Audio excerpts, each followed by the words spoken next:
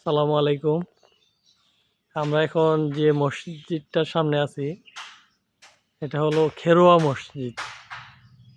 আমাদের বগুড়ার শেরপুর উপজেলায় এই যে মসজিদের যে শিলালিপি, এটা থেকে গবেষকরা জানতে পারছেন যে এটা প্রায় 450 বছর 450 বছর আগের এই মসজিদ। তিনটা তিনটা মিম্বর আছে, এটা কি বলে, গম্বুজ, 3 গম্বুজ। আমরা সাইডটা একটু দেখি। এইটার দেয়াল অনেক পুরু। এই যে মূলত এই কোনায় 4টা যে মোটা স্তম্ভ আছে, এর উপর ভিত্তি করে এই মসজিদটি টিকে আছে। এটা হলো মসজিদের সামনের অংশ।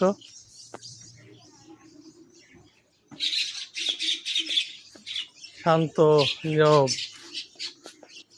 এটার নির্মাণ করেছিলেন এটা মির্জা মুরাদ সুলতানি আমলের, মুঘল সম্রাটদের আগে। আরো এই মির্জা মুরাদ এখানে মসজিদটি স্থাপন করেন। আমরা ভিতরে যাব।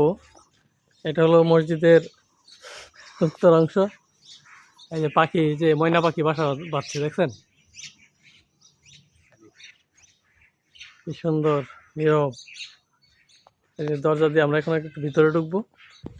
এটা হলো মূল দরজা, পাশে আরো ছোট ছোট 2টা দরজা আছে। আমরা ভিতরে ঢুকি। দেখেন ওয়ালের এই যে দরজাটা কত চওড়া, কত চওড়া ভিতরে। হ্যাঁ, এই যে ভিতরের অংশ, এই 3টা গম্বুজ, এই যে মাঝে একটা বড় গম্বুজ আর 2 পাশে 2টা গম্বুজ।